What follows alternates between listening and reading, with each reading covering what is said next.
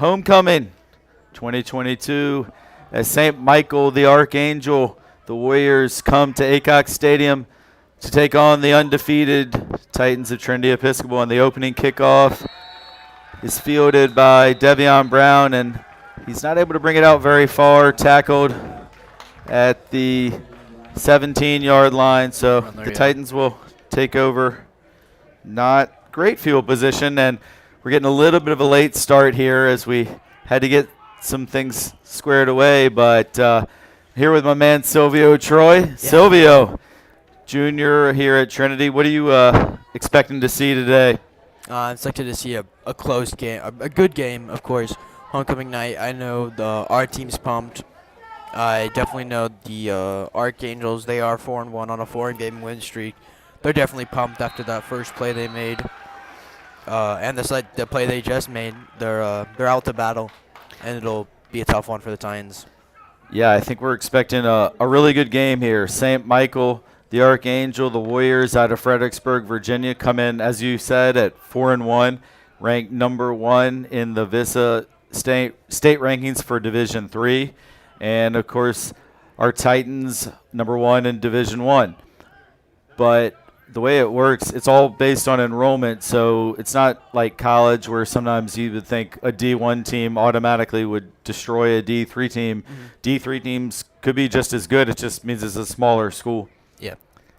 All right, so 2nd and 10, Tegan Logan fires it out to Isaiah Robinson, and Isaiah with a first down, and he almost broke that one, Silvio. Pushed out of bounds after looks like it's going to be a 17-yard gain. So it's a great second down play, but it was almost even bigger. I'm expecting to see a lot of connections to the younger wide receivers of Isaiah Robinson and Devion Brown for this game, as they are young, but they can definitely play very well. Yeah, absolutely. As Trey Grant carries for about 5 yards, but you mentioned the Titan receiving core. You got Devion Brown, the freshman phenom. He has 10 touchdowns in 5 games. You got Trey Ferguson, the game-winning catch in last year's state championship, headed to Navy next year. And then the sophomore, Isaiah Robinson, who's had the probably biggest catch in last week's win over St. Mary's Riken. Yeah. Tough run by Trey Grant. Trey is certainly one of you and I's favorite guys. Trey, he picked up 5 or 6, but enough for a first down out to the 45.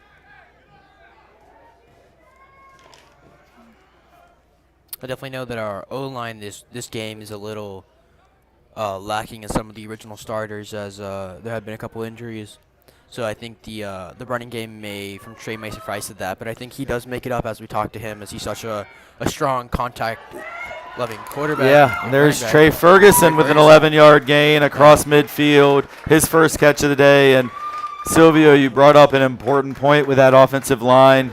Carlos Moore, the big senior left tackle who is headed to play at Hampton next year, is out today. Yeah. See Big Los over there on the sideline in street clothes, so that's a big miss for the Titans. Ben Blair as well is injured, one of the backup O-linemen. Who is? Ben Blair. Oh, yeah, that's right. I saw Ben Blair in a sling yesterday.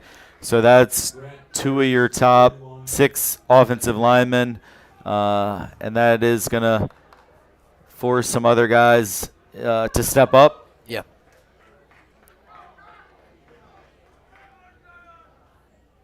That was a 3-yard gain by Trey Grant to make it 2nd and 7.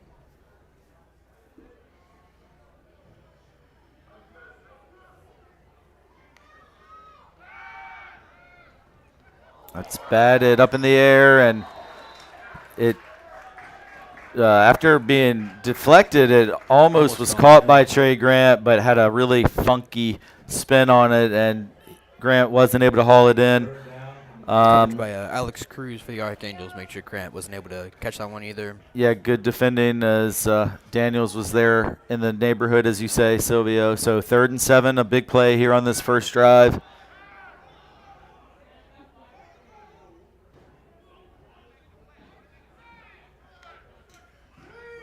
They swing it out to Trey Ferguson. He's tackled. Looks a little short. Yeah, I don't think that's enough for first down. No, he definitely didn't get it. Fourth and about 3. Looks like they are going for it. They are going for it. I had said 3rd and 7. It might have been a little longer now that I look at it because I think that was about a 6-yard pickup. So my bad on that one. But, yeah, this is a big play early in the game. If you don't get it, you give the Warriors excellent field position. Yeah. But if you do get it, you're sustaining a drive and hopefully getting on the board first from a Titan perspective. So they take the snap.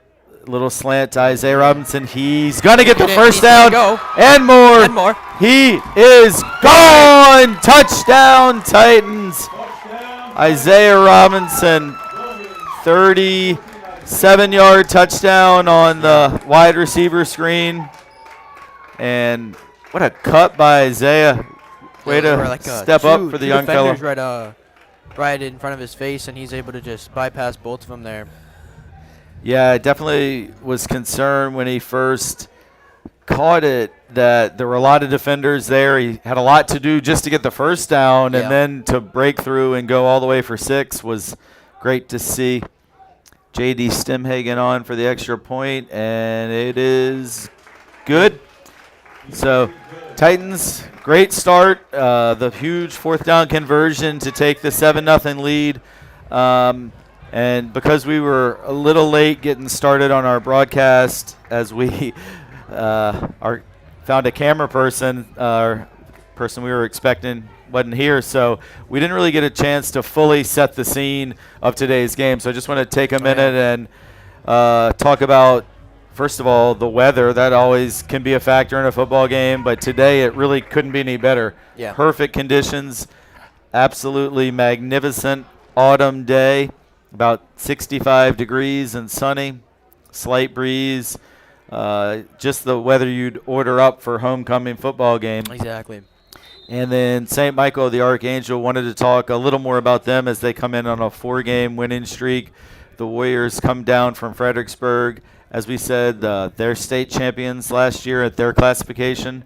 So this is a battle of 2 state title winning teams and a lot of talent on this field. I know talking to the players and coaches this week, they felt like it was going to be a tough battle. And last week the Titans had an incredible 4th quarter comeback, down 9 points with about 8 minutes to go, and were able to get that win up in the D.C. area. And it's going to be a flag as number 10, Dante Johnson, fielded the kick, and I think he just threw it out of bounds, which I don't think is legal. So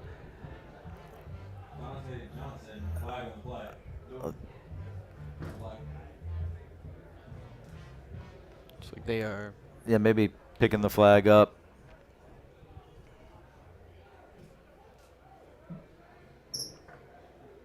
Yeah, so they're waving away the flag. Yeah. No flag on the play. And The Archangel sat around the. yeah, we got good communication from the official up in the booth with us here. So 1st and 10, Warriors at their own 24. As our first time, Silvio, today seeing this vaunted Titan defense.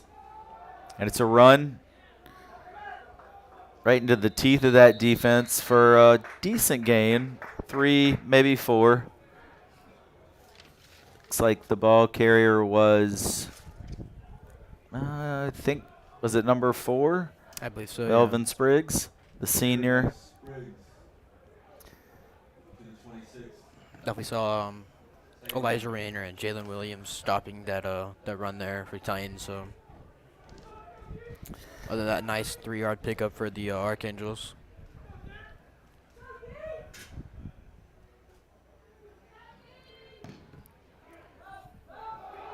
Nice job there as Hunter Brooks was able to make the tackle in the backfield. Hunter read that beautifully. Another one of our college-bound senior student athletes, Hunter, headed to Davidson College, the alma mater of Steph Curry and Austin Hamlin. Sorry, that's my wife. She went to Davidson, so I'll be rooting for Hunter when he's a Wildcat next year.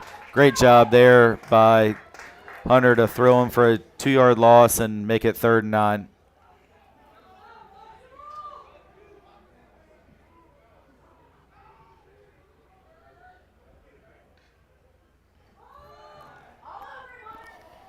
Oh, Mario Thompson thought he was going to have a pick six chance there. Went right into his hands. He read the slant route beautifully, and it was almost too easy. I think looks like he got his eyes up and saw a lot of green in front of him and did drop that potential interception. Other than that, good deflection by Mario Thompson to make it 4 and 9 for sure. You'd certainly take that.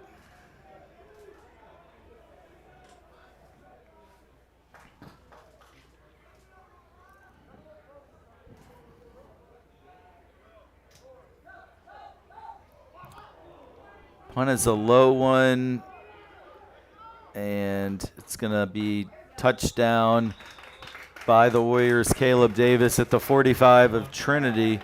So good field position, and pretty much a perfect start for the Titans when you look at score a touchdown, then a 3 and out defensively, and now great field position. So it's a great looking start for the home team.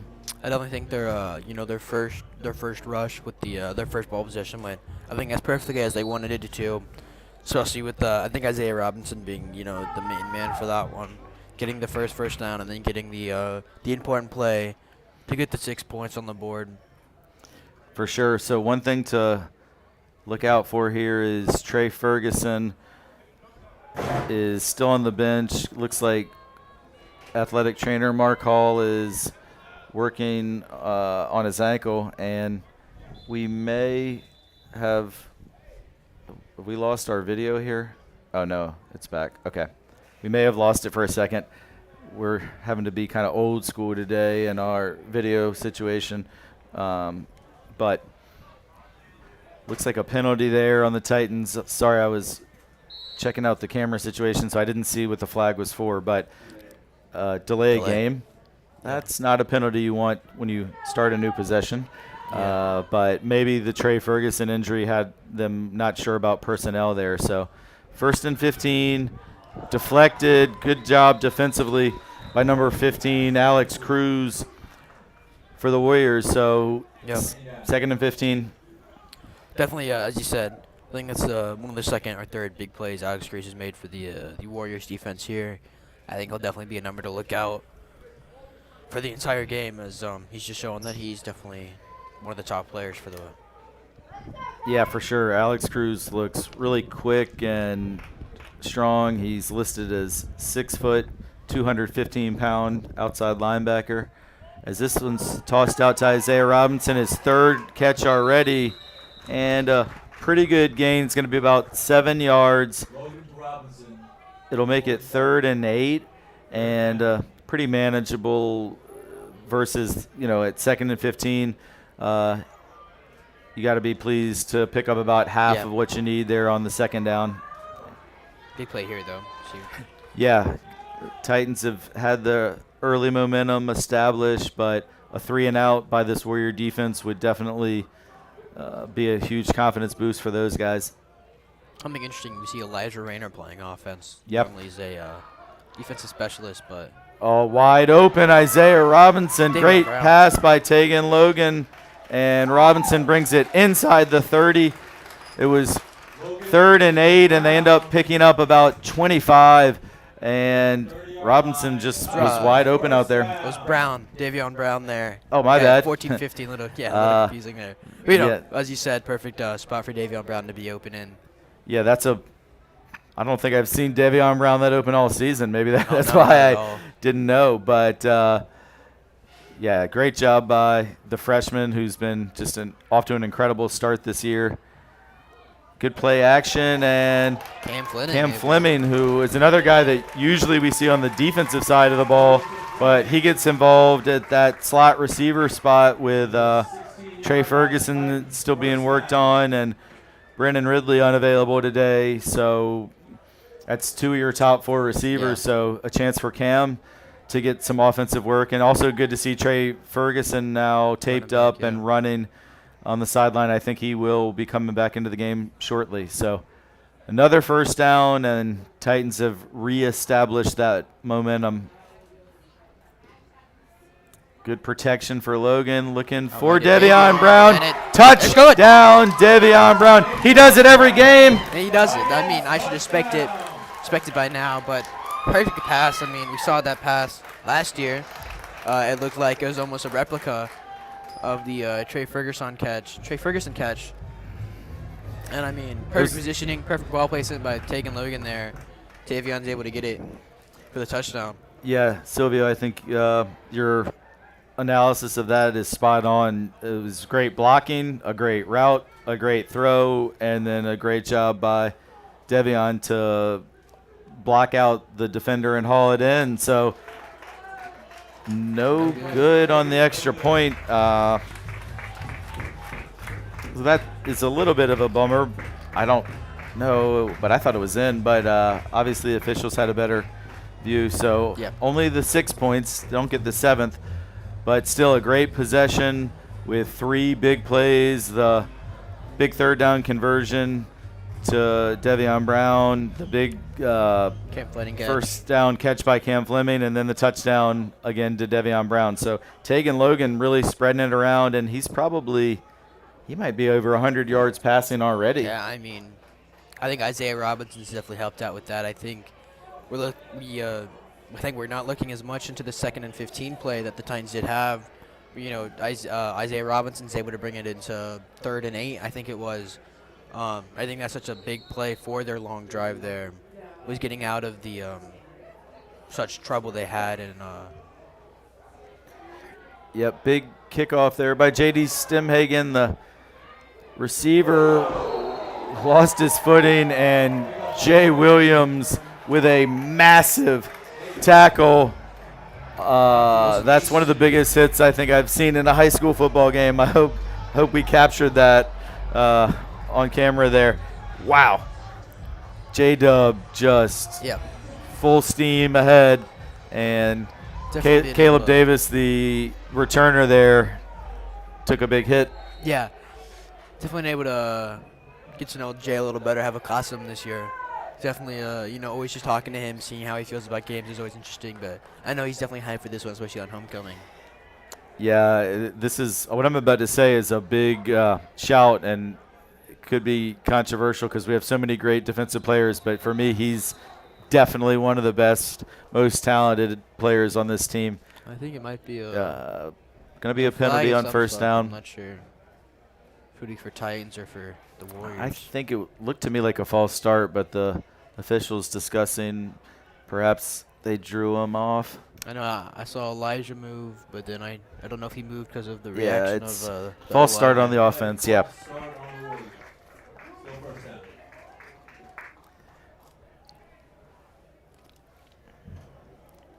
Warriors put in a position just as the Titans were, but they are 1st and 15 here. Yeah, backed up to their own 11 to start this drive. Not a place you want to be, already down 13-0. Good run, though, on first down as Melvin Spriggs was able to find a seam and carry for 7 yards. So he got that penalty yardage back plus a couple. I think that was Zaire Rayner on the stop as well, so really good tackle by him to bring him down. Yeah, another one of the incredibly talented Titan defensive players. Zaire with, I think, over 20 it's gotta be something scholarship offers from the FBS level. And a high snap. Again, it's Spriggs. He still broke a tackle there and fought for extra yardage. That's a heck of a run by Melvin Spriggs. He gets it out to the 25. So it'll be 3rd and 1.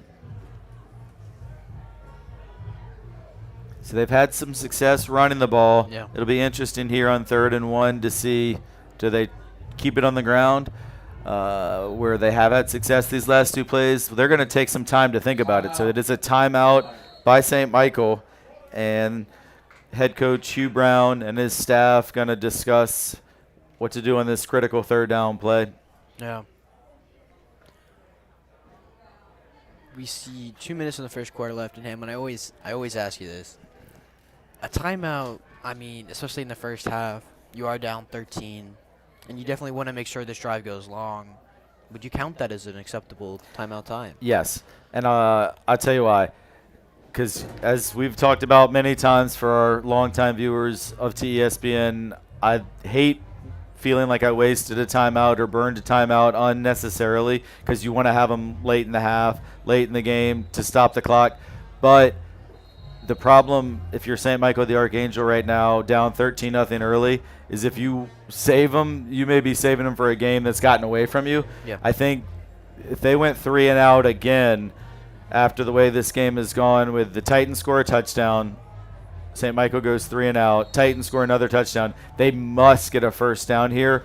So if you're at any way not sure what play you want to run, I think the timeout is a wise one to get everybody on the same page. So I like it. I think a good call by Hugh Brown. I'll have to agree with you. I do think it's but it also gave defensive coordinator Wally Rayner a chance to talk to his guys. Though then get a toss, they are not going to get the first down. They tried to go wide on this fast Titan defense, and there was nothing there. Everybody sprint. I think he tried to go for like a fast pitch kind of play, but it looks like they're didn't come out as they planned it to be, and they. Yeah, so now We'll set when the the timeout, result it looks is like. that, all of a sudden that timeout doesn't look so good, but I still think I could totally get why they took it. It's just sometimes this Trinity defense is just too good, too aggressive, too quick, and they try and run outside the tackles there, and it ends up being about a 4-yard loss. I didn't see which defender got to him first, but there was about 5 of them in on the tackle. So the first punt, or rather the second punt actually of the day, travels across midfield to the Titan 46. No return. Yeah.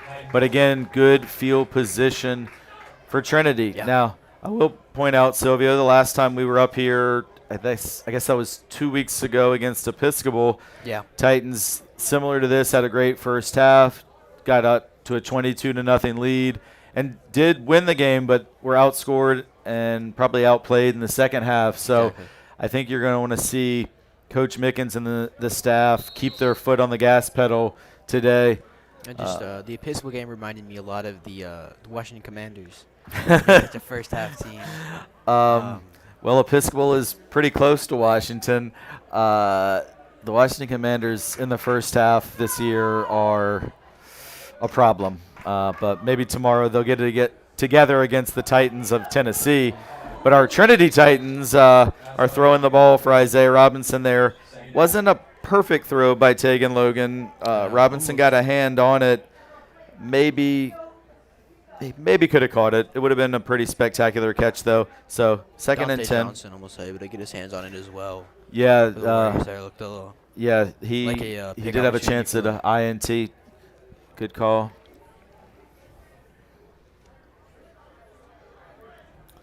All right, second and 10. We got 1:15 to go in the first quarter. Trey Grant, he hasn't gotten a carry for a while, and it's good to see the ball back in his hands as Trey Grant takes it across midfield. Got to be like a 6-yard there. Yeah, 6-yard gain will make it 3rd and 4.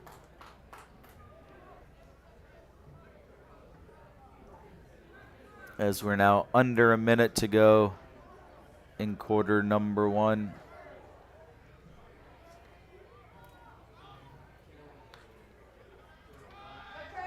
Trey Grant going left.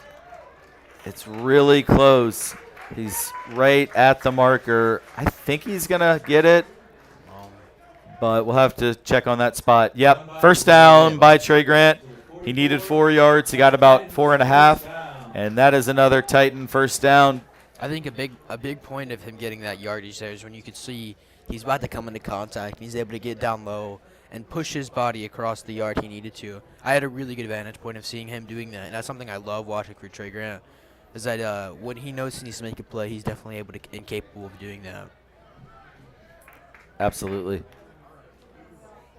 Snap was a little high there, and Tegan Logan does get it. He rolls to his right. He's going to keep it and run for 10 yards, 10 and yards. I think he got just across that marker and picked up another first down as Tegan Logan showing off the wheels there. They're actually going to say he's marked just short of the first down, just about second and half a yard here. That was on the opposite sideline from us, so I thought he got it, but I guess he stepped out just before the marker. Something I definitely love seeing Tegan Logan doing is running. You know, we Yeah. especially as a younger quarterback, something that you don't see very often as well is quarterbacks that can run fast. Yeah, he's a really good athlete, and they will get that first down as the first quarter buzzer goes. Trey Grant carries it across the 30, and that wraps up what was just about a perfect first quarter for the Titans. Yeah. Scored touchdowns on both possessions, had 2 3-and-outs, held the Warriors from even getting one first down. I guess the only, if you wanted to nitpick, only downside would be the missed extra point. But overall, a terrific first quarter here on homecoming. So it's maybe a pick opportunity from Mario Thompson if you really want to. Yeah, there. Mario probably wishes he hauled in that potential interception that he dropped. But still, overall, really great start. And it's good to see because I'll be honest, I was a little nervous that they might come out a little flat just because last week's game, Friday night game, indoors in the dome up there at the St. James facility in Northern Virginia, comeback win in the fourth quarter. And so felt like a little concerned that maybe this would just be a game they came out flat, but that has definitely not been the case. Titans have been on it from really the opening kickoff, and student section has filled in nicely. Really excited to report to our viewers that the namesake of Aycock Stadium, Dr. Aycock, is in the building today. Wow. That's who I was just waving to there, who has walked in with his amazing wife, Kay. So great to see Dr. Aycock. A few alumni of the field of football players. We have, I think, Ethan Rosen over there by the table. Sam Gorey's here. Yeah, great play. Carter Schuma catches it for a big gain and takes it all the way down inside the 5. Really well-designed play there by Coach Malcolm Bell, the offensive coordinator, and a great throw by Logan to Schuma, and he's finally tackled at the 2. But, before making it my way up to the press box today, saw a lot of alums. Love homecoming. Great to catch up with folks from Titans of the past back on campus. The student section is filled in pretty nicely as well. And it's been a great homecoming day so far. See if they can punch it in for another 6 here. Trey Grant is, everyone thinks he's in, and he is. He is. Just waited for that official signal, but touchdown Trey Grant from about 2 yards out. And that extends the lead to 19-0. See if JD is able to put this one away. Yeah, JD Stemhagen back out there for the extra point. Made the first one, I guess barely missed the second one. Again, I thought it looked pretty good from up here, but must have been just wide.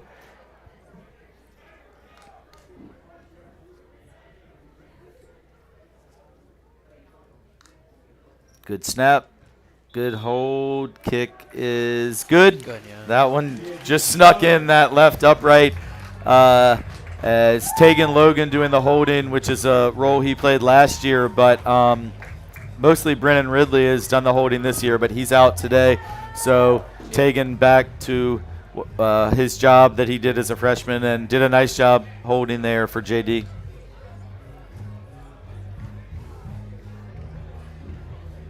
That'll increase the Titans lead to 20-0. Yep, That extra- 20-0.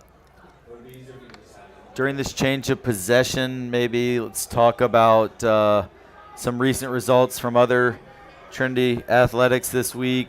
Field hockey got a huge win, 2-1 on Thursday over Collegiate in a battle of two of the top 3 teams in the state rankings.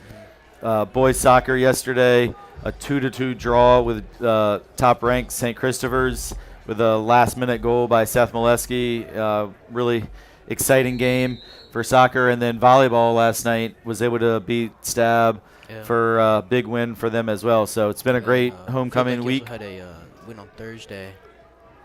I believe it was like 8 or 9-0 for them. It was. Yeah, that's right. Field hockey also beat Covenant. You're right, 9-0. I think I said the collegiate game was Thursday, but that was collegiate was Tuesday. Covenant Thursday. My bad. Thank you, Silvio. You were on the call here, I believe, with Ellie Hoke. I think for that one. It was had a good 5 or 6 Titans come out to help us with the broadcast. Very, very nice to see these broadcasts all run by Titans, Titan students. That's awesome.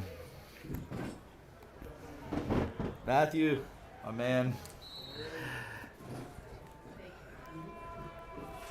All right, so 1st and 10 here for St. Michael the Archangel. They're at their own. Definitely hear the student section 16. getting loud. Yeah, student section getting loud. Like to see that. And good bring down. Pickup of 2 or 3, probably I'd say 2 yards there for Melvin Spriggs. Elijah Rayner on the stop there.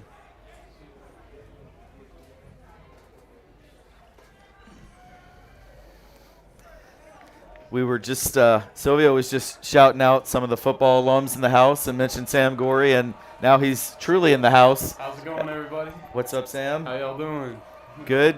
Great to have you back with your roommate, Matthew Clinton, who we heard on the soccer broadcast yesterday, straight out of Ireland. And we see the quarterback here keep it as he had no receivers downfield. A good tackle there. Silvio, did you see who made that tackle? I'm not sure. I definitely saw Cornell Allen in the area.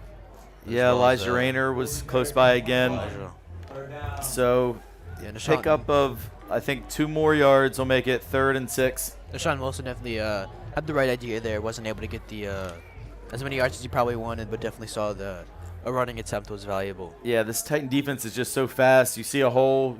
I thought he was going to run for a first down, and the hole just closed like that and ends up only picking up 2, maybe 3.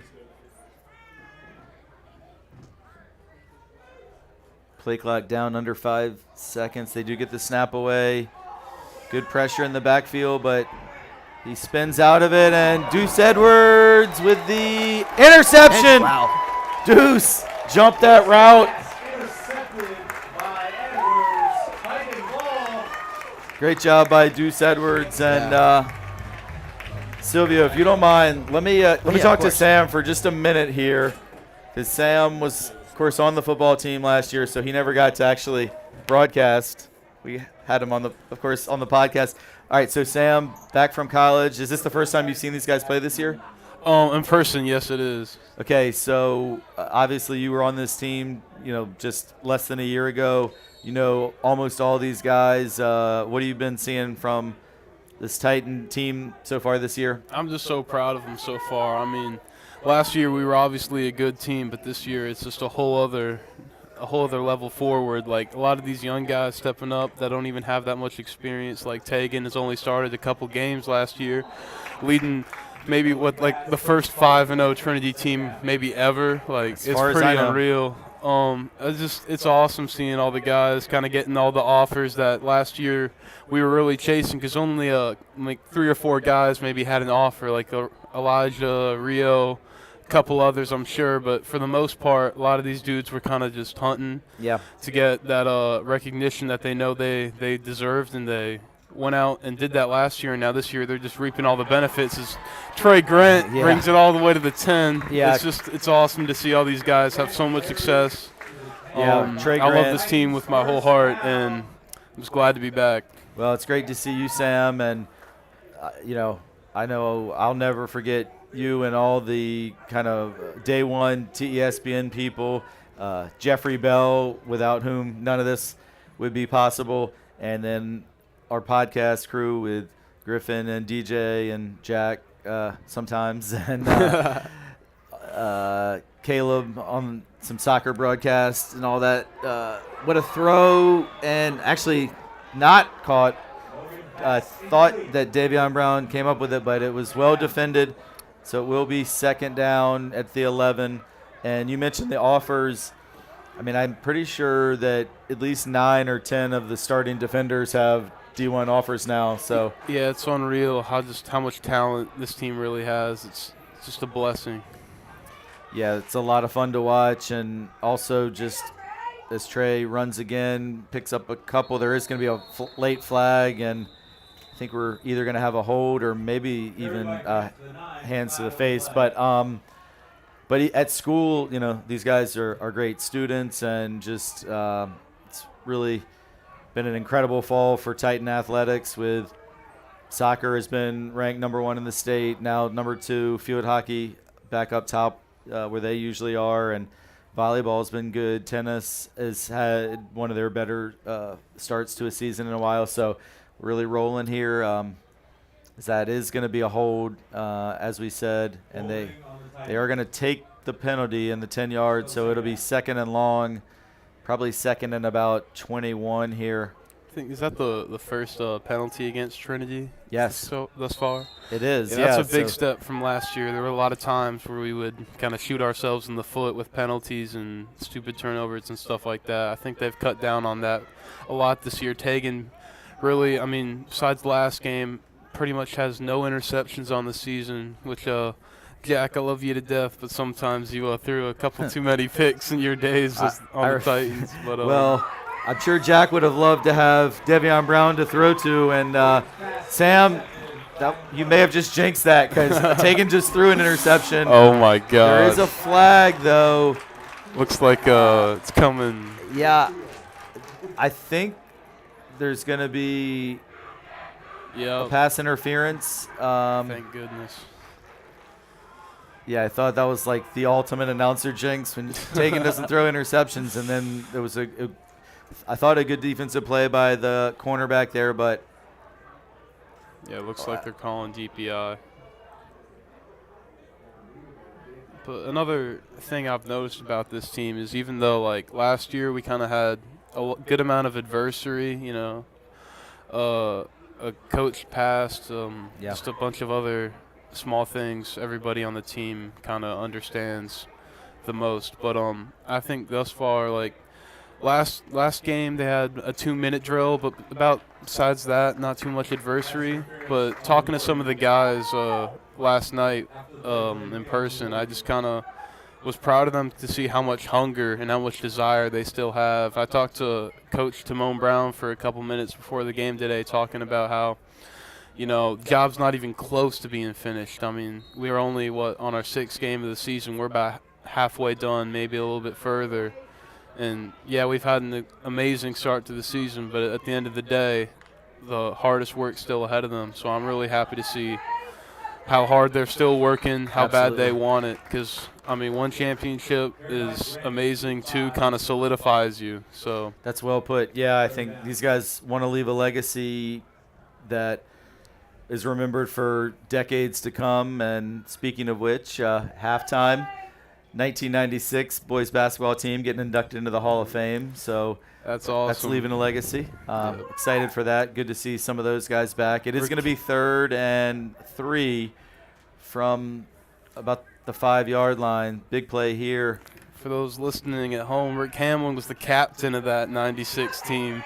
Probably no other Titan that loves Trinity as much, but Tegan Logan's loving Trinity right now as he runs to the student section after taking it one in on a rushing touchdown. Great touchdown on the ground there by Tegan, and I love how they've got the student section in the end zone now, as we started that at the championship game last year, and it's a great spot.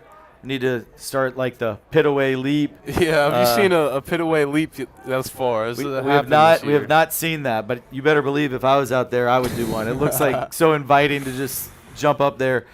All right, so JD going to try and add the extra point after that touchdown by Tegan Logan, and he does connect to make it 27-0. So, Sam, I know you love to probably spend the whole broadcast with me, but let's turn it back over to Silvio and let your boy Matthew explain the rules of football to him. I think he's used to the Gaelic kind, so a little bit different from Ireland over here to American football. Just a little bit. All right, it was good to see you. All right, Sam, great to see you, my buddy. And my new friend, Matthew, all the way from the green country, gracing us with his presence here at Trinity. We'll see y'all hopefully at halftime or post-game. See Sam's got that state championship ring on, too. Love it. And Silvio, welcome back. What'd you see on that drive as we had Sam here on the mic?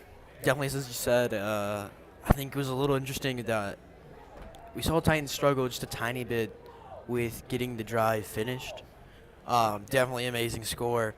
But overall, some of the passing was a little off, especially to, the almost interception made. Yeah, that was a huge penalty and a big break for the Titans. Yeah. On that penalty call as the kickoff is returned out of bounds. Looks like they mark him out at the 15-yard line. Yes. So, again, I think a big story in this first half has been field position. St. Michael the Archangel, sorry, that was hard to say. St. Michael the Archangel has just struggled to get the ball, progress down the field. I don't think it's been in Titan territory yet in terms of across midfield. Yeah, no. And so when you're taking over in the shadow of your own goal line, it's just it limits a little bit what you can do in terms of the playbook and gives that Titan defense, I think, a lot of confidence to go hunting and see if the Warriors can do anything here. There's just not much there.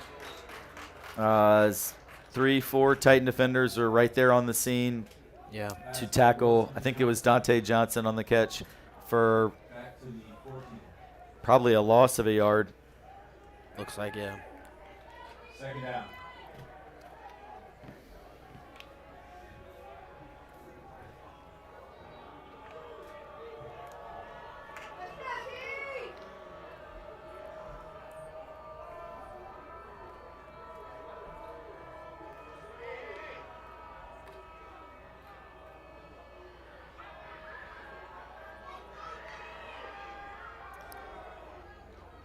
This handoff goes for positive yardage, a pickup of 5 by Melvin Spriggs. And that's probably been the Warriors' most effective play is Spriggs running between the tackles. We don't see Melvin Spriggs getting out there, but he is making, good yardage, but they haven't been really able to connect for these first down drives that we've seen Titans been able to do. As the Warriors definitely not trying to go 3 and out. Again. Yeah, they desperately need a first down. Pressure is applied. He's rolling left. He's got a receiver open, but pass was just a little off as the intended receiver, Robbie Matos, couldn't quite haul it in. He was open, and that's has to go down as a missed opportunity for St. Michael.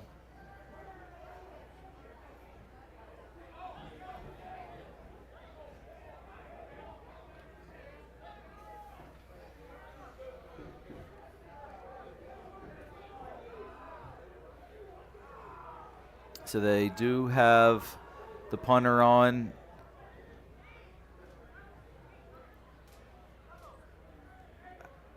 Looks like number 44. Yeah. Which is Christian Hancock on the roster.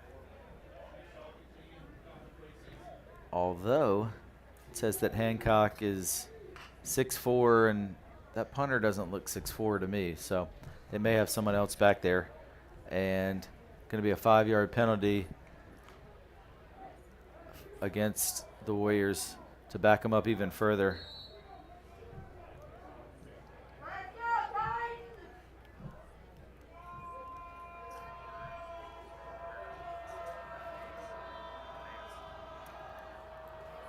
And they fake it, and they are not going to get the first down as they snapped it to Dante Johnson, the up man, but he picked up a few yards, but on 4th and 10, not nearly enough. And defensive coordinator Wally Rayner looks very excited.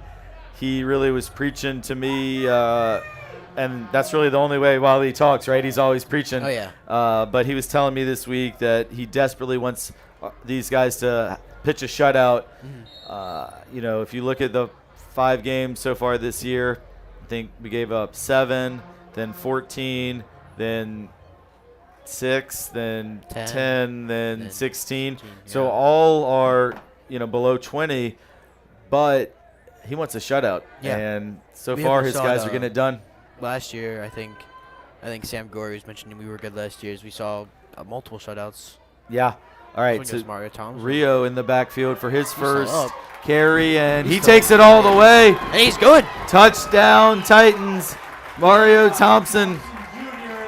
We are not going to get our first pit-away lead. I'm going to keep talking this up, though, till it happens. We need somebody to score a touchdown and jump into the student section. I don't know how much Coach Mickens wants that, though. Might be dangerous, but just looks I think like it'd be Mr. fun. would be mad too. Yeah. All right, so 1-play drive. Mario Thompson, his first carry of the game, goes all the way from 17 yards out and in for another Titan touchdown. Extra point is good. And this has been an impressive first quarter and a half here for your Trinity Titans to make it 34-0 with 6:24 to go in the half. Let me take a second during this possession change to shout out the people who are making this broadcast possible, starting with executive producer Carter Tyree, with producer Ash Bell, keeping the family tradition alive. We got on camera today Lawson McLeod stepping up for us in a pinch. And on the social media side, Izzy Jenkins. So we had the Titan mascot there doing the 7 points. Yeah. It is Jenkins, right? Yeah. Izzy and Ash are going to be running to ESPN here in 2 or 3 years. So they're freshmen helping us. Silvio, of course, a junior. And this kickoff is a big return. This is definitely the play of the day so far for the Warriors. And the kicker, J.D. Stemhagen, finally pushed out the returner. I think it was Caleb Davis on the return. I think you were right, though. And Stemhagen pushed him out, but Davis got all the way out to the 38, and that's going to be the best field position they've had, although I now see a flag. So I think it might be coming back.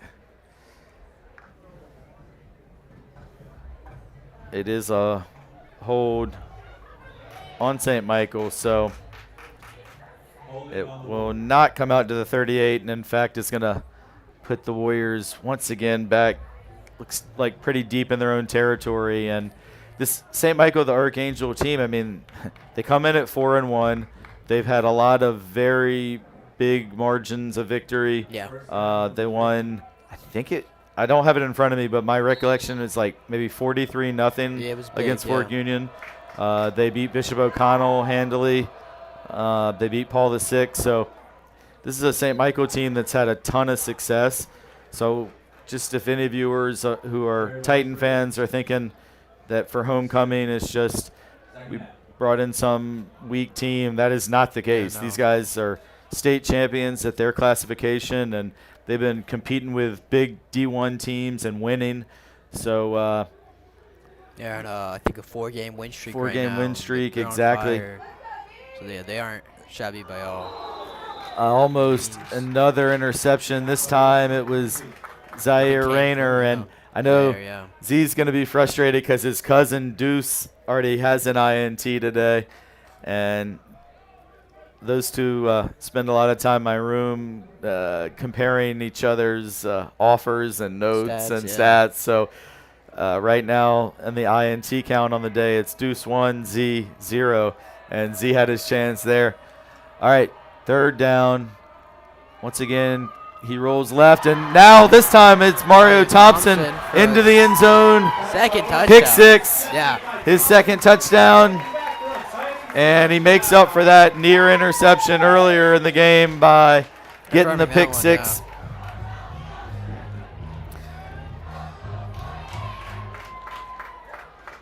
Wow, that was a great play. That was actually, I think, a lot tougher than the interception he dropped earlier. Yeah. He had to climb the ladder for that one. I really thought I saw 21 on the back of that jersey, and I was about to say deuce with another one, but Mario Thompson definitely able to get up there, as you said. High jump from him. We'll see JD's kick now. The And we'll be kick good. is good.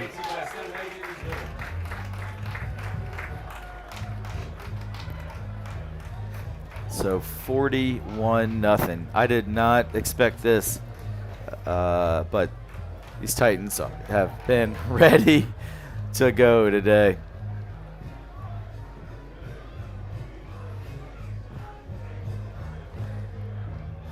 The Titan mascot is doing push-ups for every point they've scored, and I don't know if he's going to make it to 41. I don't think he can. I don't think he can either. He just did 30. They're counting, though. They're holding him accountable. Oh, he's really starting to struggle. I don't know. I guess that's not on camera, but I guess he did it. That Titan's pretty muscular, but Oh, yeah. it's going to be more muscular by Monday. I don't think he's going to be able to do if the Titans score again. I don't Yeah. think maybe that number.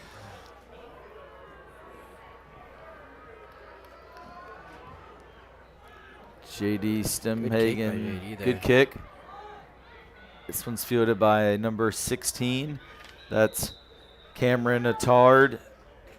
And a pretty good return. I don't see a flag this time. So It's a much better field position for yeah. the Warriors. Adder takes it out to the 34. Yeah, I think as you're saying before, when you're playing, shadowed by your own end zone there, you might be playing a little more scared, a little more frightened. You don't want to be bringing down. You want to be sacked in your end zone. So maybe they can play a little more as they like to play, down the field. Maybe see a longer drive here. Yeah, I think I said the 34. It's actually at the 32 now. It was hard to see where they marked it with a lot of guys in front of the ball, but still the 32 I think is the best field position St. Michael's had, and they're looking for a deep throw, but it was well covered by Cornell Allen and Dante Johnson there, the return receiver.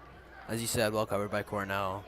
I think these are the plays they need to start looking for. I think their running game with Melvin Spriggs is very good, and it's getting them the yardage in this game, but I think it's not getting them the results they really want or need.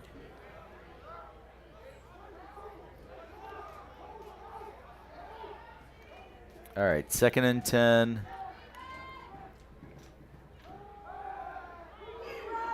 Looks for a little screen, and a bunch of Titan defenders led first by Zaire Rayner.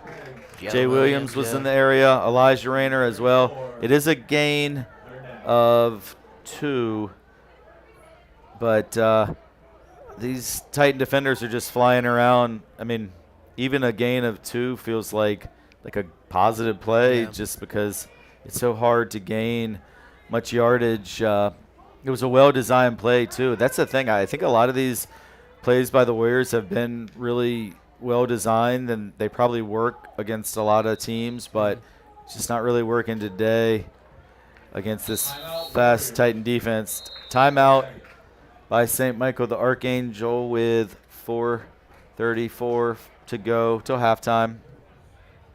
That's their second timeout they've called. They'll have one remaining here in the first half. As you're saying, we always talk about the weather, and it just got real nice and sunny out on the field. Yeah, it's just an awesome day. Beautiful autumn day. I mean, the trees in the background even are starting to get that nice orange color. Exactly. As you probably, I suspect, have done, I occasionally go back and watch bits and pieces of our broadcast of the state championship game last year, which I think, if I remember correctly, the date was about November 20th or so. And, a lot of the leaves are off the trees, and the leaves had changed. And, I mean, that hasn't all happened yet, but you're right, Sylvia. Starting to see some colors in the air, and I don't know about you, but this is why fall is my favorite time of year. Well, there's a lot of reasons. The weather, the leaves, and football, Oh yeah. and soccer. And if I was a student, probably even hockey, homecoming. I mean, yeah, even oh, hockey's obviously. like Yeah, it's yeah. Course field hockey. That's a deep look. And again, it's Cornell Allen with step-for-step coverage.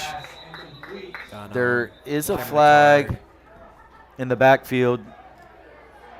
And it would have to either be holding or unless there was a late hit on the quarterback. But it's right around where he threw it from. It is a hold. It is a hold. So that was third down. And with the incomplete pass, I would think Coach Mickens will just decline this and take the fourth down. They do decline it. Holding on the Warriors. Penalty is declined. Fourth down. So fourth and 8. Yeah. I mean, it's like they have their number 44, which they've been using to kick out. We may see another attempt as a fake. We've seen one so far. Yeah, the last time the punter was on the field, they faked it. It wasn't effective, but and also they were so deep in their own territory that it was a risky call.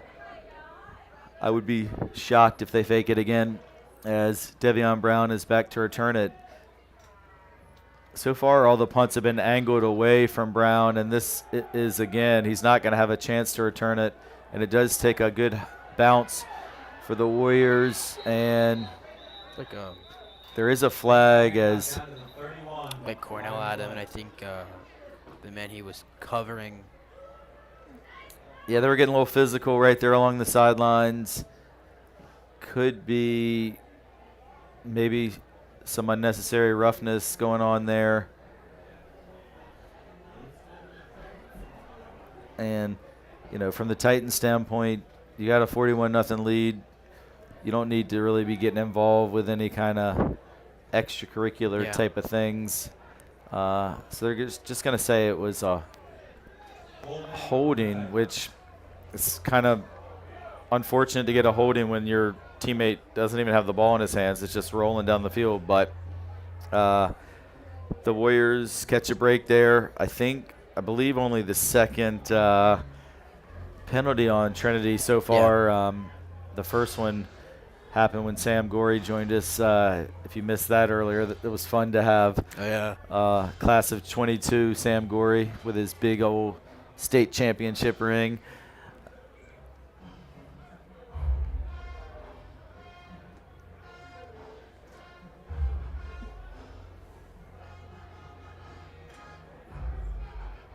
Titans ball on the 20-yard line. First down. Yeah, so that penalty will take it all the way back to the 20. And I think this is probably the worst starting field position that the Titans have had. The game, Yeah, maybe that. Oh, that very first drive was at their own, 16 maybe. You're right. Good pressure there, and all Tegan can do is just throw it away as Melvin Spriggs was all over him. Yeah. Second down. Melvin Spriggs really showing up as a defensive and awesome player for the Warriors. I think his running's in really good, as well as his defense is also on point. Yeah, he's clearly one of the more athletic players on the team, and as you said, we've seen him doing a good job as a running back offensively and there as a defensive end. And one of the advantages the Titans really have with so much depth is, while they have some guys that can play both ways, they don't have to very often. Yeah. Play action there. I thought that was a good throw by Tegan, but Isaiah Robinson not able to haul it in. But so we've seen Mario Thompson play both ways, Elijah Rayner, and a little bit of Cam Fleming on offense. But for the most part, the depth in this program is at a point where they can have guys exclusively play offense or defense, and that obviously is going to keep you fresher compared to going both ways. So it is 3rd and 10. I believe the Titans have scored on every possession so far. So Can St. Michael get their first stop of the day? We'll see. They're going deep, looking for Cam Fleming. It's a really good throw and really good coverage there yeah. by number 12, Zion Gray. Got to give a lot of credit to Gray there because Tegan Logan put that ball in a perfect spot, and Gray got a hand on it. And, I mean, Cam Fleming, of course, has incredible ball skills, even though he's mostly a defensive back. We saw him make a great catch earlier. He had some time on offense. Yeah. We've also seen this year, this game, he's especially had that really nice play. Yeah, I thought he was going to haul that in, but a good job by the defender. This punt is fumbled and scooped up by Zaire Rayner, and Titans are going to retain possession, and that's got to be tough if you're a fan of the Warriors. You finally got your first stop of the game. You got a 3-and-out. Looked like some good field possession if You they thought, would've had if he receives that punt cleanly, you're going to have excellent field position. Maybe even if he could get a bit of a run back, have it in Titan territory. But instead, fumble recovered by Zaire Raider. So we joked about him and Deuce comparing their stats, and now each have been part of a turnover. Deuce with the INT, and now Zaire with the fumble recovery.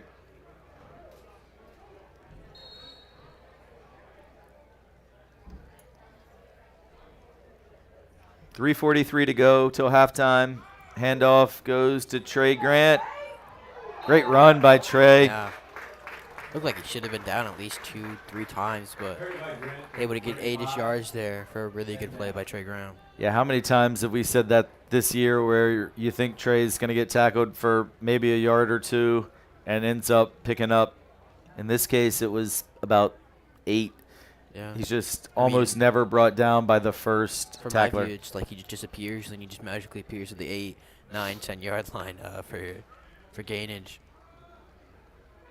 Trey again, and almost just what you said. He was in traffic. He breaks another tackle, and he carries it all the way down inside the 15-yard line. I don't know if our camera maybe went out there for a second, so I don't know if our fans were able to see it, but I can assure you that Trey Grant was doing Trey Grant things and bouncing off of tacklers, and he brought that ball all the way down to the 13-yard line.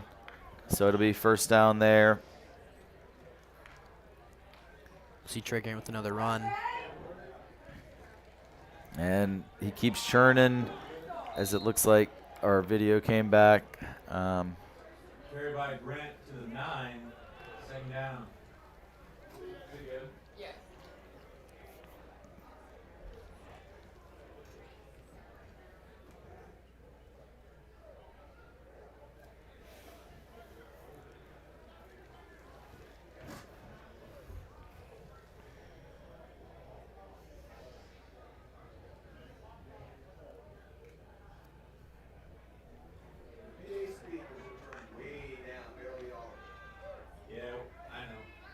They have turned all the way up, but they're just not into them. Trey Grant runs again, but a flag is down on this one.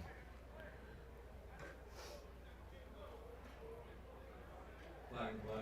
Holding against the Titans. Holding on the Titans. One of the third penalty the Titans have had, and I think Sam McGorry may have jinxed them with them saying, you know, they've done much better this year without, I think he said, shooting themselves in the foot with some of the penalties. This game itself, I think they've had some penalties that have not been needed. Yeah. To be made by them. Well, that's one thing when you have a big lead. Sometimes it's hard not to get sloppy. Just human nature is your concentration slips a little.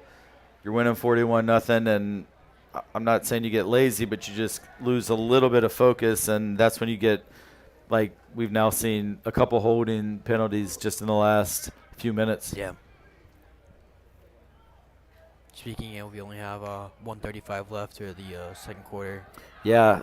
Oh, nice pass there. Tegan Logan on the screen to Trey Grant. And Trey will score. Touchdown, Trey Grant.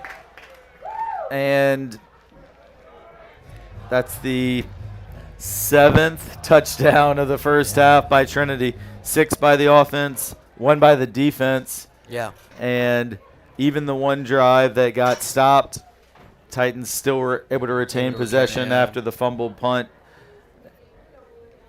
And if J.D. Stemhagen can connect here, that will extend the lead to 48 to nothing. Yeah. Titans with just an amazing game so far. Yeah, so let me ask you, Silvio, because at halftime I'm doing the Hall of Fame thing, so we may not be able to have our normal like halftime chat. Let me ask you, what, if anything, can we work on doing better in terms of Trinity in the second half? I think, as we're saying, we're doing a great game so far. I think some of the holding calls, they need to probably be fixed upon. I think, looking for the blowout, as some of the defensive coaches have been saying, is that you can't have these unnecessary calls. They just bring your momentum down, as well as one drive where they I think they just couldn't make the connection through. Having I think the wide receivers were doing really good first quarter. We see Trey Grant having his own second quarter little special here. Yeah. And I think maybe we see more of a wide receiver game. Oh, another fumble, and it's actually going to travel back into the end zone for a touchback. Yeah. Yeah, and I think another thing I would expect in the second half would be to see a lot of the young guys, JV guys, get a little chance to play as well. I think the JV team played at Norfolk Academy earlier this week. Mm-hmm. I can't remember if it was Wednesday or Thursday, but those guys, a lot of the 8th, 9th, and 10th graders who also suit up with varsity will probably get in. Yeah. That is a pretty quick turnaround to go from playing in a JV game to 2-3 days later playing in a varsity game. But we see Alex Bell in, number 51 there. Wow, another big tackle. It was such a hard hit. I was looking for Jay Williams because a lot of times it's him that's delivering those hits. But I think this one was, I believe, Elijah Rayner and/or Mario Thompson. You expect, Hunter Brooks, Jay Williams, see those hard tackles, and they're really good at doing that. But yeah, Cam Fleming's another guy who's had over the years a few very impressive hard hits. All right, they're looking to throw it deep here, and Zaire Rayner with good coverage. I know he wants an interception. His body language is – it's so funny because, he had great coverage. Great coverage, great play There's by nothing him, that he should feel bad about, but he's still upset with himself because he wants that INT. But you love it. That's the standard that these guys hold themselves to, is even at 48-0, they just want to make a play. Yeah. 37 seconds till halftime.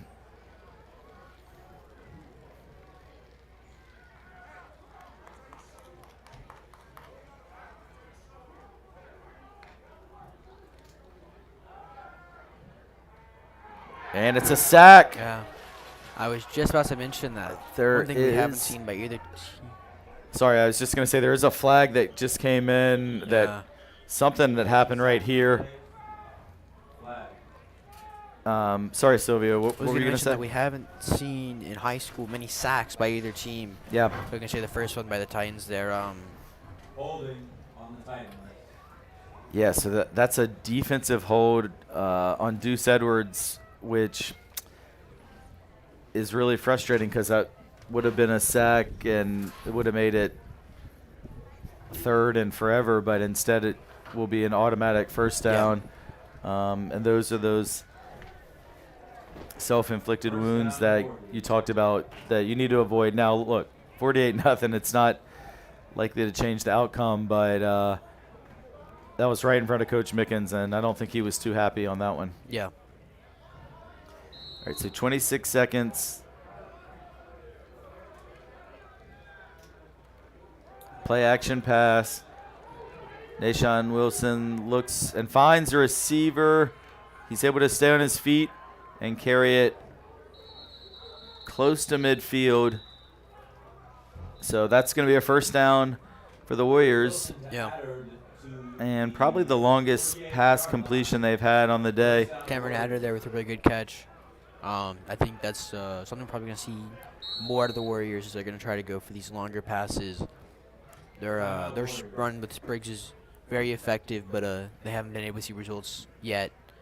So I think we are going to see more of the wide receivers trying to get open. Yeah, so the Warriors go ahead and use their last timeout, and they'll have 13 seconds to try and get on the scoreboard here before halftime.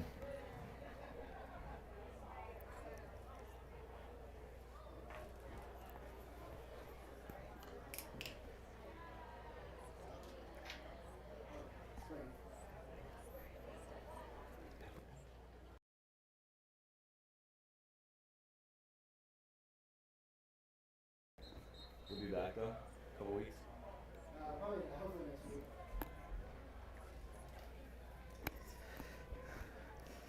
All right, so 13 seconds left. It is 1st and 10 for St. Michael the Archangel. They are now out of timeouts in the first half, but I'm sure they'd love to be able to throw something downfield and try and end this, what's been a difficult first half for the Warriors, with some positive momentum. They do look to throw it deep. Deuce Edwards is in coverage and almost had his second pick of the day. It's ultimately going to be an incomplete pass. And actually, it was a nice job there by the wide receiver, Robbie Matos, to really, he actually ended up almost being like the defensive back there and getting a hand in to prevent Deuce from getting his second interception of the first half. 5 seconds left. We're probably going to see another long bomb here.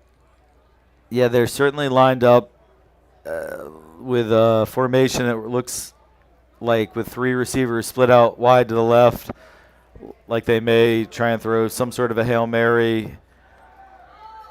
It's not. He may not have time, though, with pressure being put on, and a good job there by a couple of Titans, including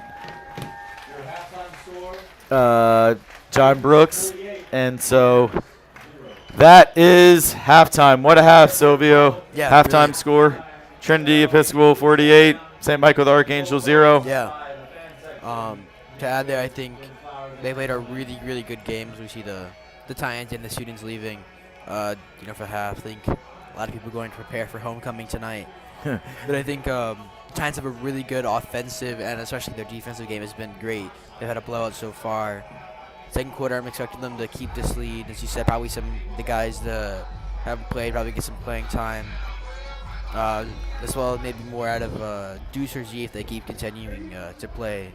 Yeah, so we're going to take a break for a few minutes, but definitely stick around and watch the second half. We should hopefully see a lot of guys who aren't necessarily starters get a lot of minutes, so it'll be fun to watch that. And we'll see if Coach Rayner's defense can preserve this shutout, and we'll be back in a few. Stick around.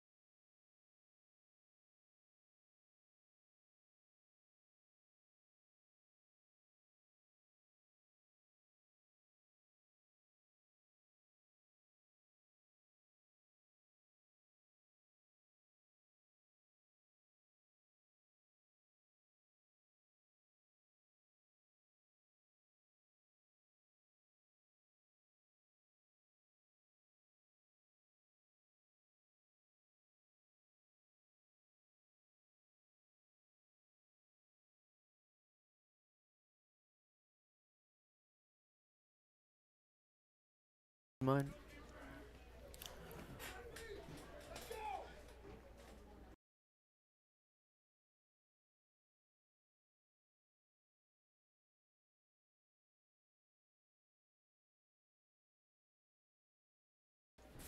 And we are back with the second half here.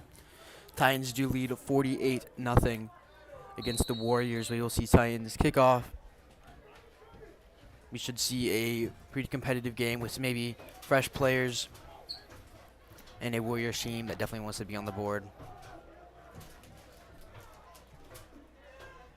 The Warriors hand it off there to Robbie Matos. Pick by Stemhagen, returned by Matos to the 19, first down Warriors. Around the 19-yard there. First down Warriors. As we mentioned a lot in the first half, the Warriors have not had the best field possession throughout the game. They've definitely been shadowing their end zone.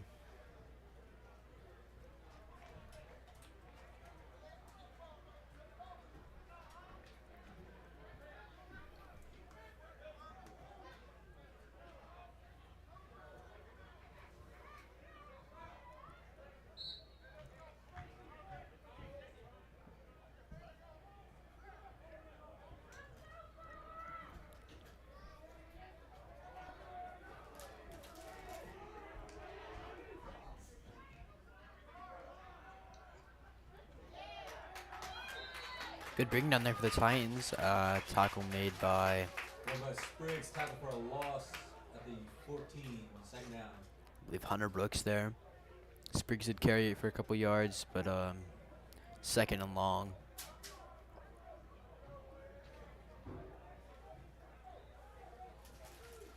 Definitely seeing some new numbers on the field, such as 25, James Woodward. I think including a couple others as well.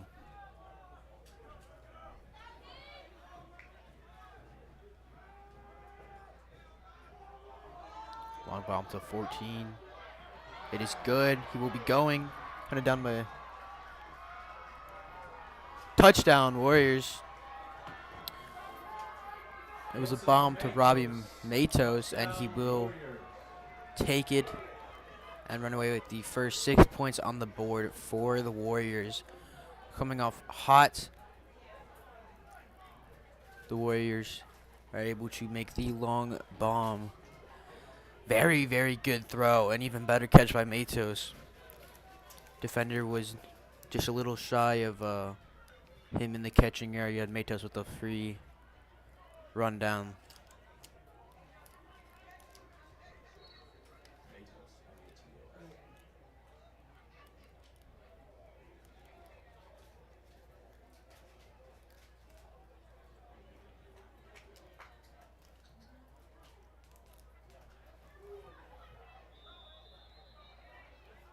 The extra point is good, and that will lead the Warriors 7.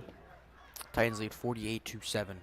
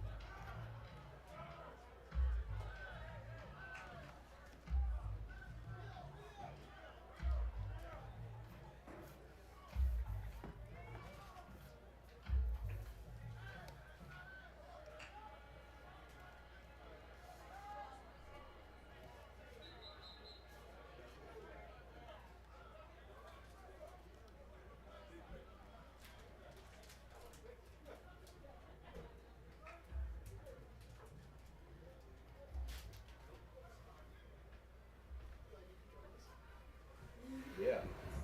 I guess I'm the good luck charm, right?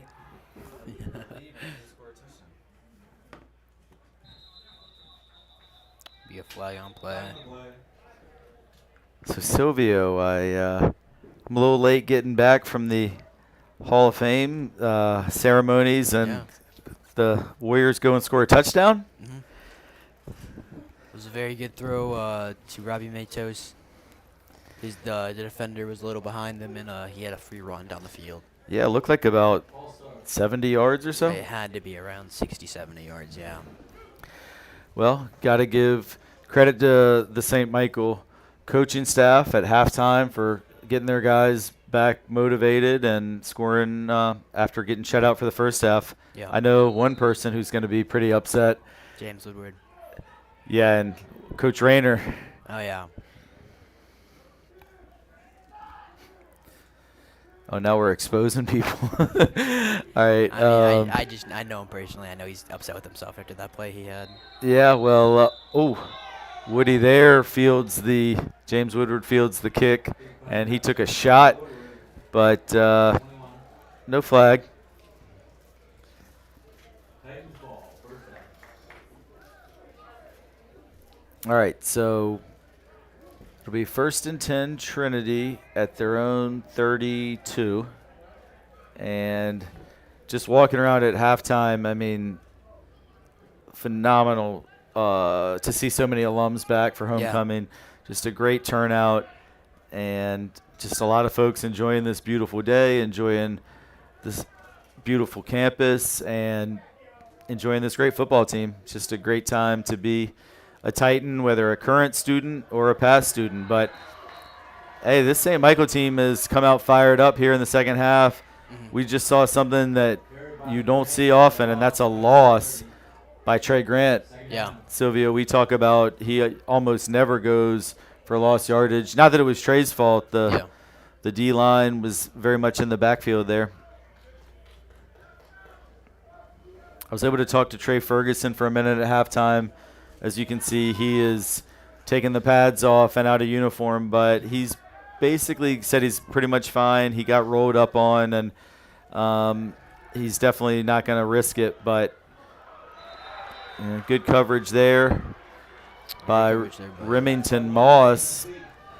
The sophomore defensive back breaks up the pass, and that's going to be 3rd and long, and this second half is started very differently from how the first half went. Yeah. And you got to think, Silvio, that a point of emphasis for Coach Mickens would be not to relax like the last home game against Episcopal. But now the Titans looks like are, I believe, going to be called. Actually, this one's going to be on St. Michael. I think they're going to get them for offside. So that is going to make it 3rd and 8 instead of 3rd and 13. A little bit more of a doable number for the Titans here. Yeah, for sure. Yeah, this would be big just to keep the clock running, and if after they got that touchdown, if they could get a 3 and out, you would definitely keep that momentum on the side of the Warriors. So for sure. I'm going to get a first down here if you're the Titans. They are not going to get a first down as Pass by Logan. Josh Jackson got into the backfield and was able to bat that pass down. So the first half is almost an exact opposite. I'm sorry, the second half has started almost an exact opposite of the first half, right? So in the first half, Titans got the ball first, went down and scored, and then defensively got a 3 and out. Now, this half, St. Michael, the Archangel, gets the ball first, scores, and now they get a 3 and out. So still 48-7, but you got to be impressed with the resilience of this St. Michael team, who clearly had a rough first half and want to put on a better showing here in half number 2. And so one thing just for folks to point out who may not know, that in high school football in the second half, if the margin is 35 points or more, it's a running clock, not on change of possession. So it would stop when possession changes like it just did. It stops for timeouts, but like incomplete passes, it runs. Actually, the officials just signaled it in. So this second half, at least as long as the margin remains 35 plus, will probably go pretty quickly. Yeah. I did speak to several students who, with the lopsided score, were on their way to start preparing for the dance tonight. I feel like I remember, Silvio, the homecoming game last year being like really long, and It was long. we were worried like if the players or those of us who were here to the end would have time to get cleaned up and ready for the dance, but hopefully this one will not be as long. So that was a first down run by Dante Johnson. Didn't go for any yardage, may have even lost a yard, and 2nd and 11.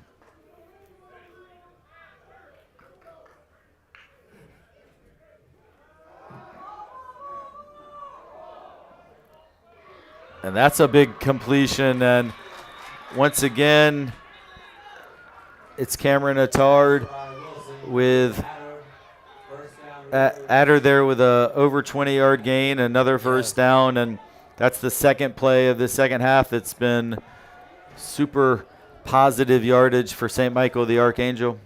We definitely seen some, as I was expecting, some much wider throws, some longer throws by Archangels. I mean, this is the best field position they've had. They're in Titan territory.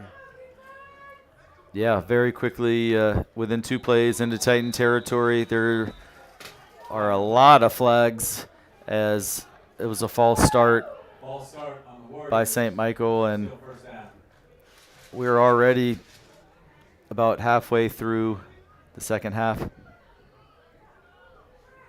The third quarter, I should say.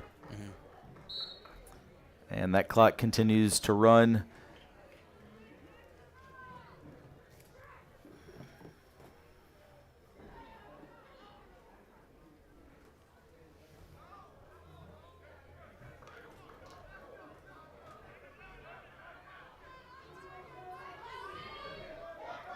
So 1st and 15, the Warriors back on their own half of midfield. A long throw here. Yeah, looking deep. Good coverage by Cam Fleming. Cameron Walker applying some pressure there. Good to see him getting some playing time. Yeah. Cameron, a member of the school's honor committee, as well as Vice president of SGA and involved in numerous clubs. One of our great student athletes here.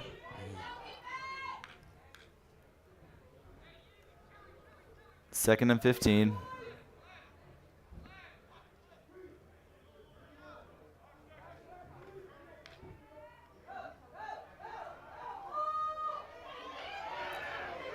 Hunter Brooks put a lot of pressure on there, and I think it was both the Brooks, John, Hunter Brooks. Yeah, John and Hunter Brooks, no relation to each other.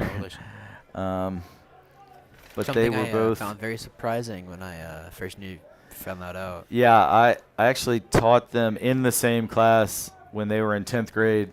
They were both in my class 2, I think it was, and yeah, like when I looked at the roll, I'm like, oh, I got twins in class this year, but they are not related. Yeah, I know. Both great players, though. Oh yeah, both great defensive players. And 2 of the hardest hitting defensive players that wear the green. They look for another deep one. It is intercepted by Cornell Allen. Wow. He bobbled it a little bit, but ultimately he makes the pick. And I think from the standpoint of defensive coordinator Wally Rayner, he would say that order is restored because the defense had been gashed for a couple of big plays, but I think that is good job there by Cornell. The third interception that some of the juniors have made. We saw one by Deuce Edwards, Zaire Rayner, now Cornell Allen grabbing it, as well as the Mario Thompson one. Yeah, so you're right. Ducey and Cornell, all classmates of yours in the class of 2024. Yeah, I don't know if Deuce is 2025 or 2024, but so it should be 2024. He was certainly repping your class at the pep rally yesterday. Loud and proud. He was very excited after he won the Penny Sag. Yeah. Silvio, did you have fun at the pep rally? Yeah, we got robbed, but that's all right. That's I agree. a different story. I think you got robbed too. I thought the juniors should have won the lip sync dance battle. Shannon Davis definitely. But I wasn't one of the judges. All I was a old man with a microphone. All right, Trey Grant ran for 2 yards on first down, makes it 2nd and 8.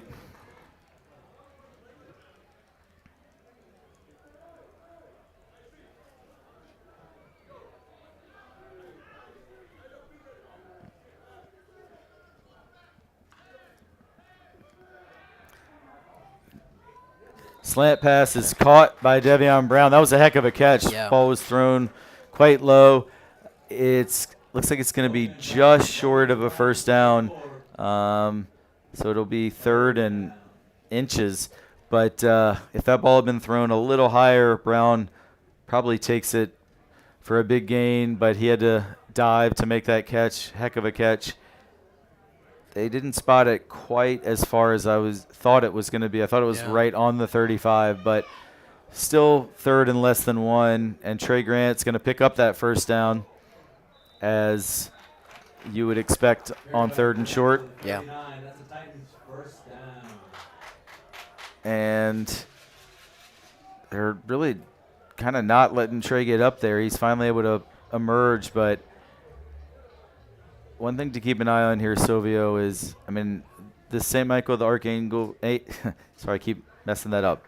The Archangel team is a team that is not used to being on a lopsided score like this, and they're a little frustrated. And we've already seen them come up with some great passes and I just some think really long drives. Just keep an eye after the plays for a little bit of extra hits, extra talk. That throws behind Devion Brown, and Tegan Logan, to his credit, kind of taps his chest and says, "My bad, that wasn't his finest effort." But Tegan's had a great day. Don't have the stats in front of me, but he's had to have thrown for over 200 yards. He ran for a touchdown. Yeah. He's thrown for I think it's one a of few. his. He doesn't get many running touchdowns, so I think that was nice for him to get that one. And he's sacked here, though. Nice hard tackle by Josh Jackson, and he's able to sack Tegan Logan, and it'll end up being 3rd and long. Ball now at the 37, 3rd down.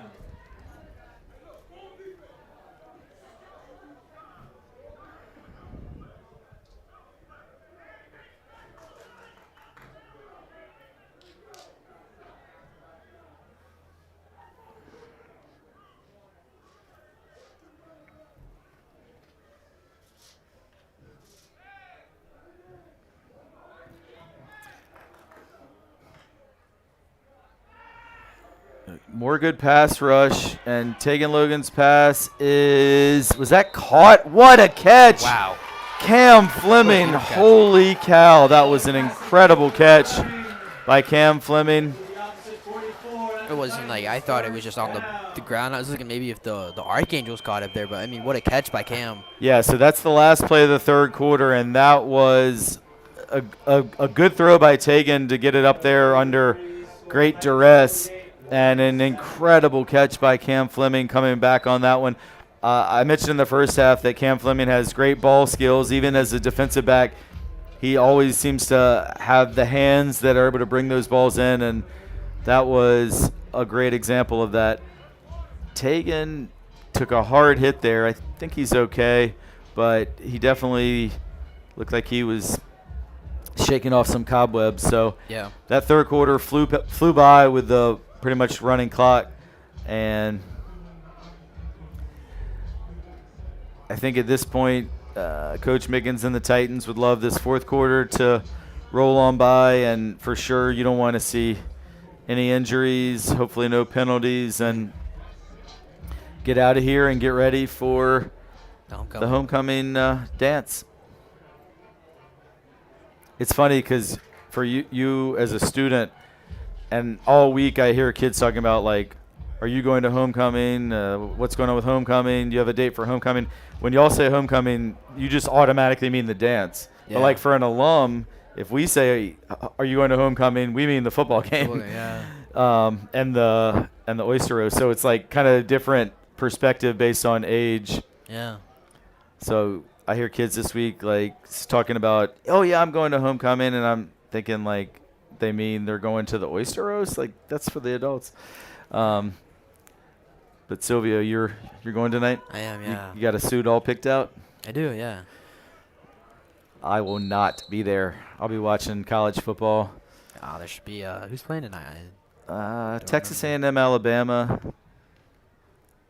among others. That's a fumble, and I think the Warriors have recovered it, as that handoff was never really secured by, I think it was Mario Thompson in the backfield that time. I think it was just a low snap, and then Yeah, it looks like the Titans actually did come out with it. Tegan Logan somehow recovered that fumble, and that says a lot about Tegan Logan. Yeah. I mean, this is a quarterback with a 41-point lead who in the last play of the third quarter took a hard hit, and he sticks his nose into a pile of big old offensive and defensive linemen and somehow comes out of there and recovers the fumble. That's standing really next to, impressive. Just shows what a competitor Tegan Logan is. He's standing next to some of Zolan with Cooper Gardner.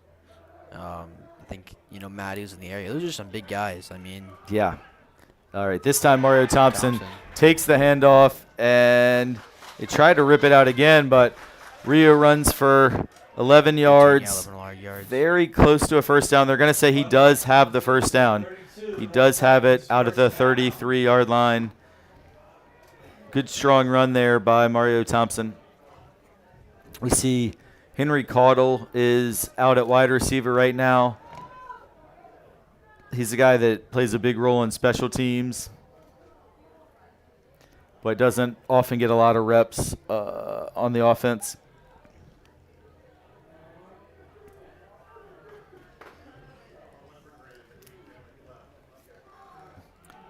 Another handoff to Mario Thompson, and this time he gained 3 yards. He was tackled by Alex Cruz.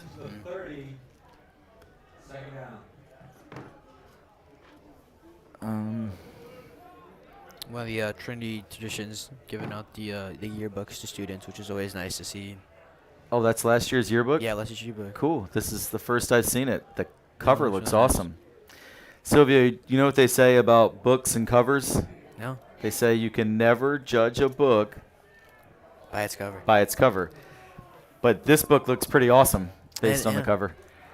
Mario Thompson looks pretty awesome running through that hole in the line and picking up another first down inside the 20. And So Mario, nice. we mostly see him play defense, but he's Yeah. showing off his offensive skills today, and he He's scored. always put up to a really high standard there with Trey Grant as the other running back. We always talk about how Trey Grant is just so good at keeping up positive numbers, never going down. So when Mario Thompson isn't able to, produce the numbers as Trey just being a running back, he isn't, prospected as good, but, he's not bad by any means. For sure. On most high school football teams, I think Mario Thompson would be getting 20 carries a game, and you see him there going in for a touchdown. There is a flag, and I'm pretty sure may have been a little bit of unsportsmanlike there as he went into the end zone, but Thompson continues his excellent game. His third touchdown of the day, 2 on offense and 1 on defense. Yeah. Very impressive 3 from him. He had one as a running back, 1 as a receiver, and then 1 as a pick 6. Yeah. I think he's getting all the check boxes of how you can score. Just put him in his quarterback and he can just run for it. Yeah. All right, so I think St. Michael has the option if they want to take that penalty on the point after the kickoff, I think, and they looks like they're going to elect to take it on the kickoff. So J.D. Stimhagen will be on to attempt the extra point, and then presumably J.D. will do the kickoff duties as he usually does, and he'll have to do that kickoff from his own 25 after the unsportsmanlike penalty. So far today, I don't want to jinx him, but J.D. has made 7 extra points. He's No, only 6 missed out of 1. 7. He missed the one. That one's going to be tough because it was a high snap, but I think he got it in. Yeah, didn't he? It was not He pretty. It was low after – well, the snap was high. The kick was low, but ultimately he is able to get it in. And Yeah, it makes him 7 for 8. 7 for 8. And even the one he missed, again, they had a better angle, but it He looked looked like it good went in. from here. So JD's done a nice job. His legs gotten quite a workout Yeah. because not only the 8 extra points, but that means 8 The 8 kickoffs. And his kickoffs have been pretty darn good this game. So I had a great talk with JD yesterday. He was talking about how he wishes he could play soccer as well as football. Yeah. He played JV soccer in the 9th grade. He was a very good player for our JV soccer team, one of our best players, and that team had a lot of the guys who are now starters on our second-ranked varsity soccer team, and JD was maybe the best of the bunch on that team, and he was saying he wishes he could do both, but just not able to juggle that with, I think, different league rules prevent you from doing that, and I can understand why they don't want athletes in season bouncing back and forth, but he said it really is one of his only regrets from high school that he wasn't able to continue playing soccer, but he chose to be the football kicker. What a kick from him.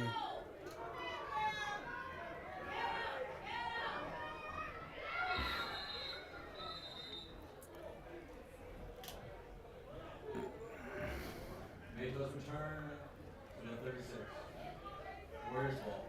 Matos there with a good return, getting past one defender, and I think stepped out of bounds after trying to get past the second. Yeah, it looks like Jay Williams cramping up a little bit. That's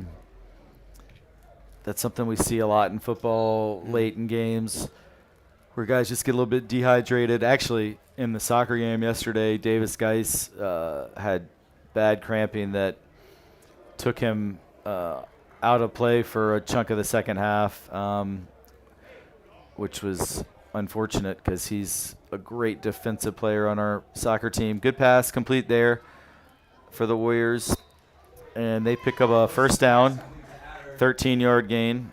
Came right out of there with a good catch and then taken by J.R. Rayner.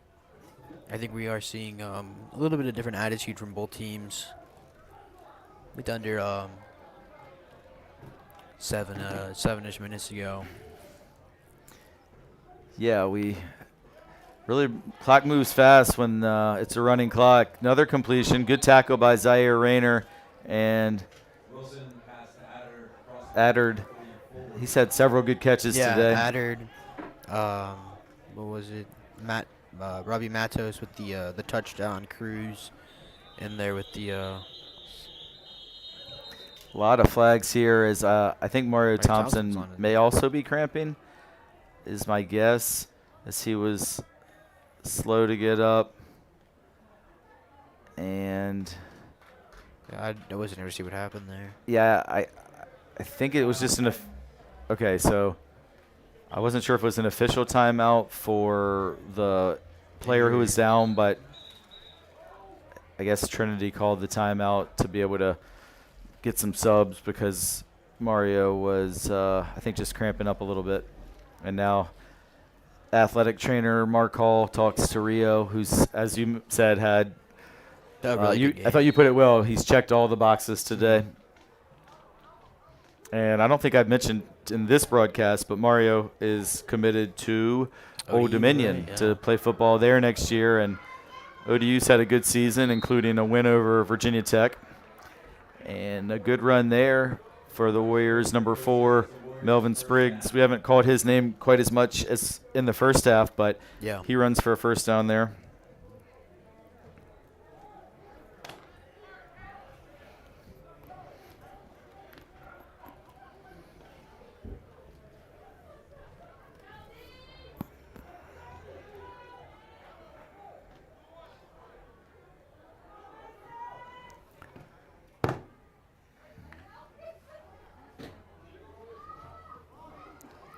And a nice spin move there by Caleb Davis. It looked like he was going to go for a loss, but Davis spun out and was able to gain a few yards. And we see some Titans in the game that are not first-string defenders. I see a number 53 out here, which is not even on our roster.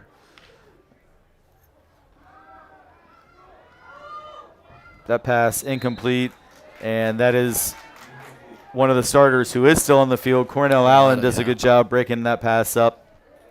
And Marcus Johnson, a senior out here. Nice to see him get playing time. yeah, so Get Marcus ready. Johnson, number 53, executive producer Carter Tyree is really doing it all today. Public address announcing, helping run the broadcast, and keeping us straight on the roster. They look for a deep throw off the hands of Addard. And there were several Titan defenders in the neighborhood, including James Cam. Woodward Yeah. and Fleming Cam Fleming as well. Yeah, it's good to see James Woodward back on the field. He was a big player on this team last year, started a lot of games, and then he was injured in the early part of this season, so he hasn't gotten as much game time. But I love how he plays. He's a little undersized, but he just always gives full effort every single play.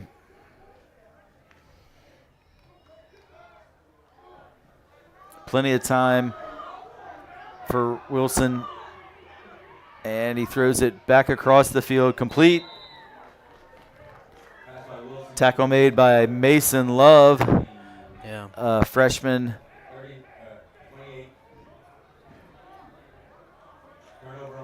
And that was a fourth down play, of course, so ball will turn back over to the Titans.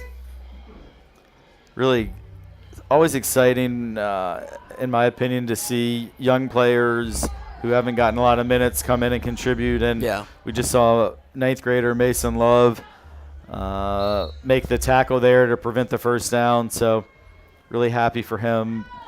I think he's one to watch going forward. Yeah, definitely last year as an eighth grader, he was on the winter track team with me. He's really excited for next year with his football season, and him and his brother were getting reps in track.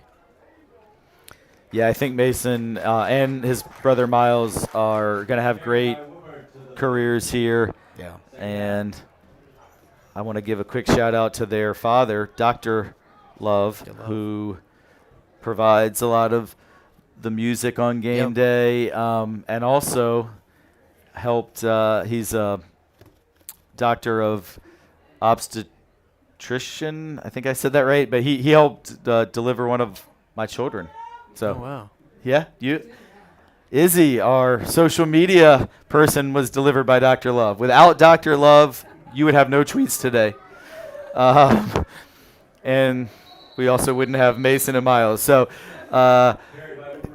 James Woodward is getting some time at running back now. He on first down ran for a good gain, didn't get much there on second down. As a good friend of Woody's, he's talking to me, and he's been training to become one of the running backs on the team. That's one of his goals to start. Yeah, he's pretty fast, right? He's a very fast guy. I mean, he's got speed. And I was even comparing to the running backs last year where we faced against Benedictine as Trey with Leo, and then if James Woodward or Mario Thompson gets the agile speed that the other running back Benedictine had, the running game could improve by a very big margin. Yeah, well, he's showing off that speed right here. You weren't lying, Silvio, because he's going. James Woodward is flying around the corner for about a 30-yard gain, and you can see what a crowd favorite he is because crowd's been pretty quiet this second half, obviously, with the large margin, but that got everybody excited and up on their feet. I just think James Woodward is a player that his teammates love, the fans love. I know his teachers as well love him because he's a great student. And Silvio, you said he was fast, and the proof was shown right there as he darted around the corner, eluding a tackler or two before finally being brought down. He's going to get it again and go up in between the tackles and show that he also has some power. So he picked up 3 yards this time. not bad for the 3 or 4 guys that immediately jumped on him there.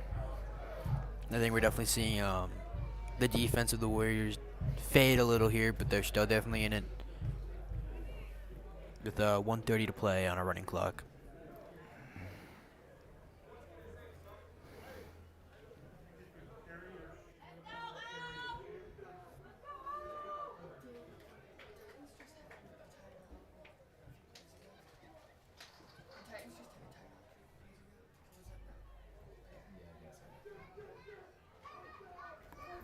Another handoff to James Woodward. Yeah, Woodward. Now he's showing his still- cutting ability. He's kind of showing it all, Silvio. The He's speed, the Showing power. why he needs to start as a running back the here, and I cuts. think he's doing a fantastic job. Titans first down.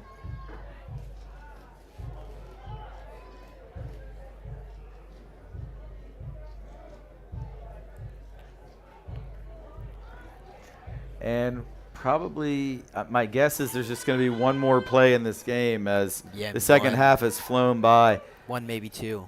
Yeah, the play clock is at 15, so they'll have to snap it at least one more time. I'm going to guess a run for Woody, and that'll probably do it. It is a run for Spot Woody. on. And he is tackled at the 15, and that will do it. So that's going to be the last play of what was an awesome homecoming game Yeah, really for good the fought. Titans. Final score is going to be Trinity Episcopal 55, St. Michael the Archangel 7. Titans improved to 6-0, Yeah. and next week they go to Fork Union, and then in 2 weeks our next home game against St. Final home game, Christopher's. yeah. And I know regular that's season. one that we're looking forward to. Yeah, I am going to be sure to make it back from England in time to be here for that one. And thank you all who joined us. So, Silvio, really quick, I don't know if anyone is even still watching at this point with a lopsided game, but I think I know who your player of the game is. So, before you repeat it, I want to give you my player of the game. All right. Which is Mario Thompson. Is that Oh, what wow. you were going to say? I was going to say Mario Thompson, Yeah. yes. I think I was going to mark him as my defensive player of the game. And I was even going to say he could even qualify as being one of the top offensive players of the game. I think for the Titans, he was so strong. And, he checked all the boxes. He did what he needed to do, and he had such an effective game in his both roles he played.